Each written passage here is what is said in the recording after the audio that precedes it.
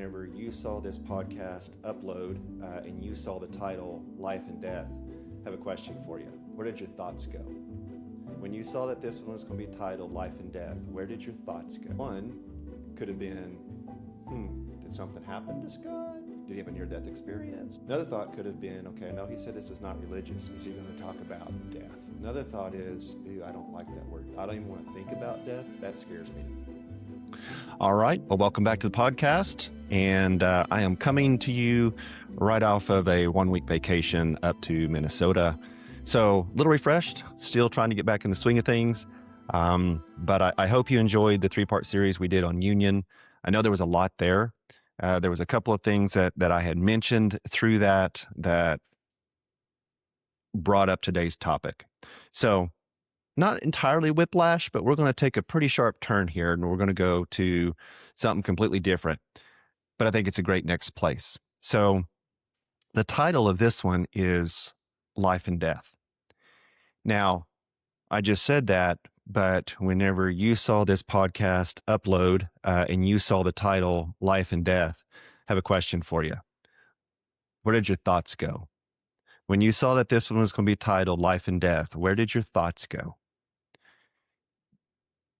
Could have gone to a couple places. One could have been, did something happen to Scott? Like, did he have a near-death experience? What are we going to hear? So that could have been one thought. Another thought could have been, okay, I know he said this is not religious, but is he going to talk about death? Another thought is, I don't like that word death. I don't even want to think about death. That scares me to death. So there could be any number of thoughts, but that's where I want to start this morning is whenever you saw that title, where did your thoughts go?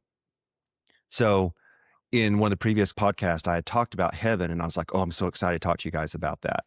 I'm going to touch on that today. But I'm going to get this right out in front. We're 1 minute and 45 seconds in. I'm not going to talk to you in a way that you've probably been talked to in the past when you've thought about life and death.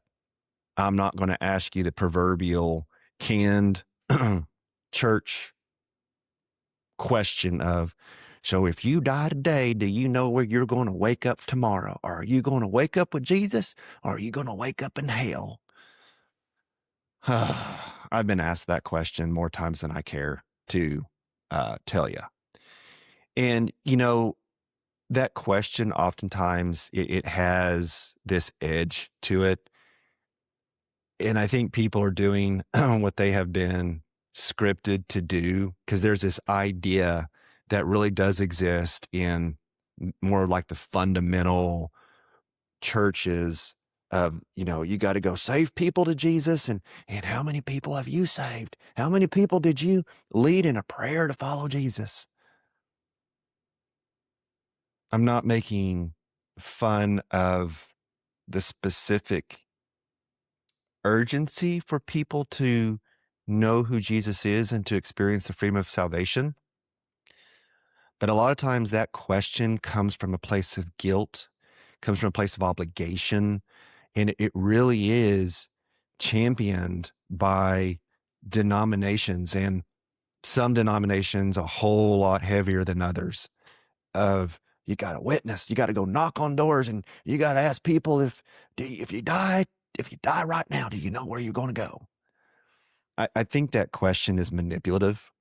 I think that question, while on the front end, it's the intent of, I want people to know that there is freedom in God, freedom through what Jesus did. I think that part is good. But I think too often that question has become something of, how do we ask this in such a way that we cause someone to make a decision? And it's fear-based. Like that question in taking advantage of people's natural inclination to fear death, I think that just turns the volume up. It just amplifies that. And that question oftentimes in the way that it's asked is meant through an emotional question to cause you to, in fear, be open to saying the sinner's prayer. And And then that's where it ends, right? It's like, well, not really. It doesn't end there. You say the sinner's prayer, and so we're going to see you in church on Sunday, right? Because if you follow Jesus, then you got to come to church. You got to be baptized. But then what? Then what? Now, there's a full spectrum of your little bitty country church that's kind of the whole idea, right? Get you in the doors, get you showing up on Sunday, get you tithing, get you serving, and boom, that's it. Then you go across the gamut, of yes, we get you into church. There are some that hopefully are doing a good job with discipleship, getting you connected with people. But oftentimes that whole question, it gets you doing something. And in today's topic of life or death, my question is why? Why follow Jesus? Why do this life? Because I've said previously that a life following Jesus is not an easy life. A life of following Jesus for many has led to their death, right? The disciples, most all of them were killed because they followed Jesus. There are people all over the world, even today, right now, that are being killed because they have chosen allegiance with Jesus Christ. Why? Because, like I said, there's a natural inclination to fear death. But why do I fear death? Well, I think there's a couple of things. It's unknown. Like, I mean, it's over. I'm gone.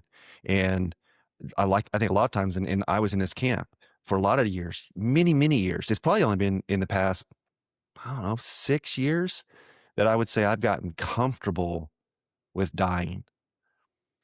And as I'm saying this right now, you may have all kinds of emotions running through you. You may be like queasy, like, oh, I don't want to talk about this. Yeah, I'm afraid of death. I don't know what happens after I die.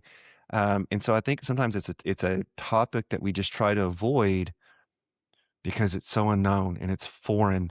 And if you, I'm going to kind of try to take this two directions. If you are someone who follows Jesus Christ, I think, unfortunately, a lot of followers of Jesus Christ, they still fear death. Like, I'm going to ask you right now, if where you're sitting right now, if you've been raised in the church all your life, and I say, what are your thoughts? What are your feelings right now on if you die? And if you say, Scott, you know what? I'm still scared of that. That doesn't mean you don't have faith. That doesn't mean you've gotten your walk with Jesus wrong. It's good that you ask the question, and it's good that you answer it truthfully. And my hope is by the end of this podcast, you're going to be really, really encouraged. I believe you will be. So hang with me. If you're listening to this and you've made it this far, hey, man, you're a rock star. Because if you have not been someone that follows Jesus and you've made it this far, man, thank you. Thank you for staying involved and connected. And I hope you're staying with this, because I do what I said I'm going to do, which is, this isn't religious. I'm not here to force Jesus down your throat. I'm sharing my life experience, examples, and I'm doing my best to keep it real. So I hope you're finding that helpful and enjoyable. And like I said, my goal is that everyone comes to know Jesus for themselves, for who he truly is, and that he becomes a staple in your life that isn't just someone up there, but it's like a part of you, integrated in full union. Okay. So if you've never followed Jesus and you're listening to this right now, awesome. I think this is going to be encouraging, because there's so many ideals around death. On the outside, there are people that truly believe when I die, it's over. Like, somehow I got here. Yes, I was born. I'm going to try to live a good life. And yeah, when I die, it's over. That's one school of thought. Another one is, yeah, I'm here, and you know what? I'm not doing anything. I'm not going to follow God. I am an atheist. I'm going to live it up. You only get one shot. I'm going to party like a rock star. and I'm going to go out with my hair on fire. There is that mindset. There's another mindset of, and this falls more probably in the religious community, is I'm just going to suffer through this life for Jesus, and I'm going to live in poverty, and I'm going to just be a witness. That's another school of thought. Then there's the other school of thought, which is like, this devoted, you think monks, think monastery, like I am going to put my life completely aside and I'm going to spend my life in silence and solitude, fully committed to knowing God and serving God. There's that school of thought, right? So there's all these schools of thought. But what does life and death mean? Because in life, you can see your life as, a victim. You're just a victim of this world. You're a victim of life and nothing ever goes your way. You can see life as, I'm going to do the best I can and hope I get it right. Maybe I did enough to just slip into heaven. You can say, man, this life has been hard. It's been good. It's been hard. But I did the best I could, right? But in all of that, there's got to be something. There has to be something that makes this life make sense. So if you're a Jesus follower, and if you're going to, like Jesus says, take up your cross. If you're going to take up your cross, basically meaning, I know that this life of following Jesus is going to come with sacrifice. I know it's going to be hard. But why? Why would I take the hits? Why would I potentially lose my life for what? So as you're thinking about that, up to this point, what has been your understanding of that? Why do this life? Why follow Jesus? And if one of your answers is, well, that's the only way I get into heaven. Okay. But it's got to be bigger than that. Because here's the other question. If you say it's because to get into heaven, what's your understanding of heaven? Where you sit right now, what is your understanding? What is your life after death look like? That's another question. And I know from my experience, most of my experiences in the four walls church, heaven was never really talked about. It's when we get to heaven, your eternity with Jesus. Yes. But the way that it was always positioned to me is your heaven is just being with Jesus. You're going to be in his presence, and it's just going to be love. And there's going to be hymns. We're going to sing to Jesus. Something John Eldredge says, so funny, is, that was kind of his experience through church, is we're just going to sit on clouds and have our wings and our harps, and we're going to sing to Jesus. When we've been there 10,000 years. And then John goes, that doesn't sound like heaven. That sounds like hell. Eternal church service in the clouds? No, thank you. And I agree. Like, in some way, aren't we taught that heaven is just an extenuation of being in church? Like, you just sit there and you sing songs and you just, like, really? All of this life, all of the sacrifice, all the pain, everything we go through is just to sit on a cloud or just to sit at the feet of Jesus and just gaze at his beauty. God is a lot more creative than that. Like, whether you're laughing, whether you're angry at what I just said, think about it. He creates this world, this universe. We don't know what is beyond our world. Yes, we see the planets, and yes, we see the stars. Why? Like, did he really create Earth put people on it, and we're the only thing that exists. Like nothing else exists in this entire universe that he made except this little ball that when you look at it is blue and brown and green, and put us on it. Like that's it. That like all of that creative expression and power of God, and that's it. Man, that would make him really, really small if we think this entire life and all of this that we go through is just to die and sit at his feet and just look in his face and sing.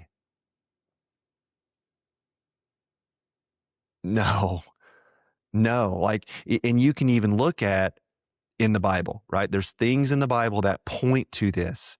It says that we will run as on wings, we will run as fast as eagles fly. Well, there's supernatural components to us. We are more than what we are right now. We are going to come into our fullness. We will be fully like Jesus when we die and when we are reconnected with our spirit body, right? So the spiritual realm, the physical realm, we are trapped right now in the physical realm. We'll talk about this more. We can visit the spiritual realm and we are meant to engage in the spiritual realm, but we are at this point, like we're somewhat divided. We are not fully who he meant us to be when he created us because of an act of rebellion. I'm not going to go into the whole Adam and Eve and the apple and the fall. We'll talk about that later. I'm still evolving some of my own thoughts around a lot of this. But I want to get back to life and death. And I ask those questions, and hopefully you're tracking with me, because that's the point. You're like, what is the point of this life? Why would you choose Jesus? Why would you choose to give up sometimes joy? Why would you choose to sometimes give up comfort? Why would you choose sometimes to embrace the pain of something very, very hard? Why would you continue to open your heart to love when the people around you betray you? Why would you continue to follow God when your marriage of 16 years completely falls apart because you're following him, right? Why? Is it just so that you can go to this place called heaven in the sky? Not me. Not me. And for a lot of most of my life, I didn't know. I didn't want to talk about death. And yes, there was that churchy religion side of me that was, man, if I die, am I going to be with God? Have I done enough? Have my screw-ups eclipsed my opportunity to be in heaven? What does heaven look like? I don't even know what heaven looks like. Like, it was confusing. There's got to be more. There's got to be more. And there is. So something that was a really powerful moment for me that helped me move, I think, from that place of confusion and the unknown was there's actually 3 books, 3 great books. I'm going to put them up here on the screen and I'll put them in the show notes. One is All Things New by John Eldredge. Another one is Driven by Eternity by John Bevere. And then the third one is, I believe it's just called Heaven by Randy Alcorne. These are 3 really, really, really good books that have 3 different perspectives of heaven. Now, John Bevere, that book, I would say, does lean a little bit more than where I am right now. Like, I don't agree with everything in that book because it does lean a lot toward like hell and like the penalty of your sin is hell. I'm still working through that part. Okay. We'll talk more down the road. I don't think it's what we've been taught. I'll leave that there. But he's really, really good about how he describes what our life is going to look like after this life, whenever we're rejoined in our fullness, physical and spiritual, when we are restored as Christ was. Randy Alcorne, his book is really, really good, kind of setting the stage for what is this heaven like? What does it look like? And then John's book, for me, I love John. I love the way he writes. It's no secret. If you've listened to this long enough, you'd be like, "Hey, do you wear John Eldredge shirts?" No, I've got two, but they say "Wild at Heart." But anyway, I digress. It's really good about framing heaven. Because I think for a lot of us, heaven feels foreign. The way it's talked about, or really the problem is the way that it's not talked about. Because I think even the pastors in the pulpits, for most of them, they don't even know. They really don't know what this heaven is and how to communicate that. Because if you start talking about it, you're going to have to start talking about other things. And those other things are just really, really uncomfortable and probably might cause some people to not come to your church, which, well, now if you've got empty seats and that's people not giving, okay, there's just some things that we shouldn't talk about. But John said something and it really just it flipped a switch for me. In the Bible, it says that he will make all things new, not make all new things. Okay, I'm going to say that again. He will not make all new things. Jesus says he will make all things new. Okay, Scott, so it sounds the same. All right. So he's not going to take this world, scrap it, throw it away, and then take you to some new place, some foreign place that he's not told you anything about. Okay. He says he's going to make all things new. In John's book, All Things New, he is going to restore our earth. This earth, he's going to restore it. All of the damage, all of the brokenness, all of the effects of rebellion, all the effects of,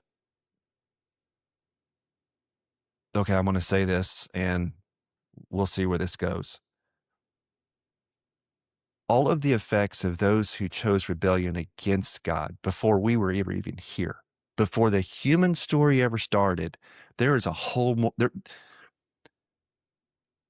God did not start, and the story did not start when you were created. We are not as big as we think we are in this universe, that the story only really started when we came on the scene. Our story started when we came on the scene. But there is eons of story before we ever even got here. And the world that we were brought into, so I have to go back to Eden, right? So if you have heard some of this story, then you're tracking with me. If you're like, Scott, I just picked this up and I don't know about, okay, great. I'm going to put some stuff up here. I'll put where this came from. But right now we're having a conversation. So God, and you can kind of look at this from different viewpoints. The details for the sake of this conversation don't really matter, but God creates the world and then he puts us on it. Well, God did not create the world, but was still off somewhere else. He created the world and he was here. And so when you hear about the Garden of Eden, this world is Eden. It is a place that God created for himself with beauty, the trees, the grass, the fruit, the water, like all of these things he created for his pleasure because he can. Think about an artist. Why does an artist paint? Because they have the ability and they think in color, and whether it's abstract art or watercolor or still life or photography, like an artist has this gift for creativity and they see things in a different way. And yes, they create art for others to enjoy, but they enjoy the art.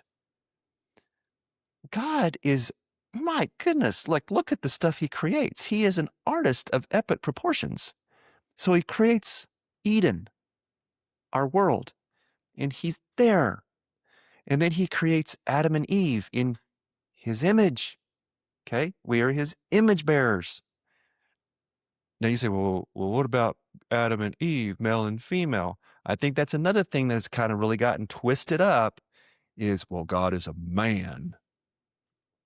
Don't let that derail you. Okay? Because God is, it's not necessarily physical, it's all, right? So everything about a woman, the tenderness, the softness, the intuition, the fight for her kids, the desire to create life, like that is fully God. Fully God. The man of we're rugged, we got beards. If it doesn't make you a man if you have a beard or don't have a beard.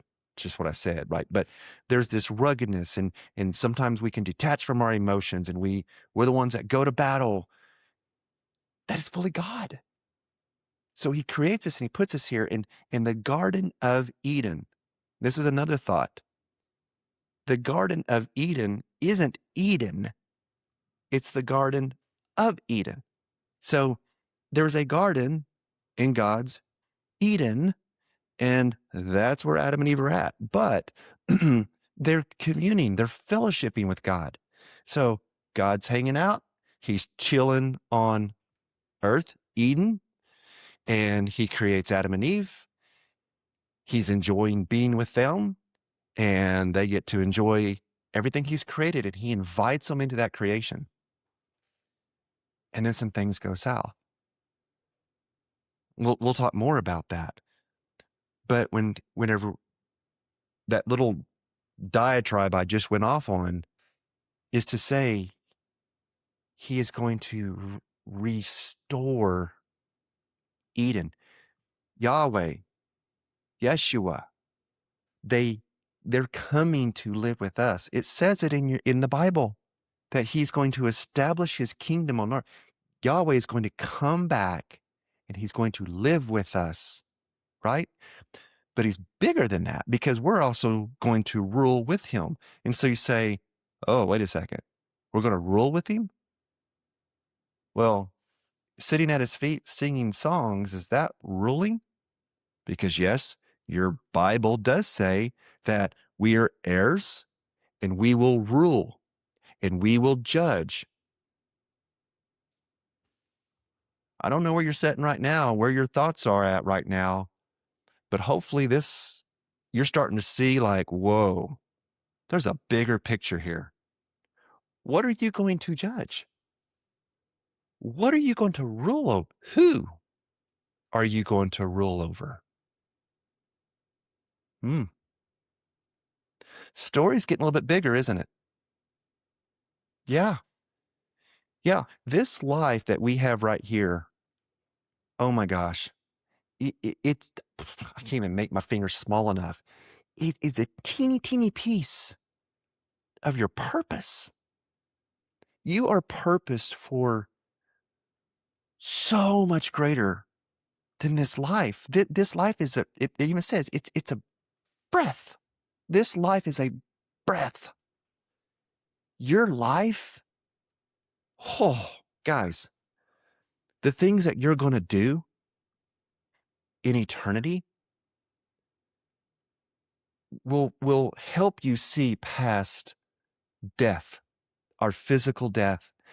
Our physical death is it's a transition. It's a quick transition into your fullness. And it's not foreign.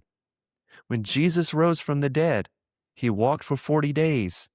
He still had the holes in his hands. He had the slash in his side. He had the holes in his feet. But guess what? He walked down the road of Emmaus when he talked to the two strangers. When he met the boys at the edge of the sea, they ate. He ate. He fellowshipped. He laughed. He loved. He was still fully himself. Jesus dies, and he's still fully himself. His memories, his friendships, I'm sure his favorite foods. Your life does not end when you die.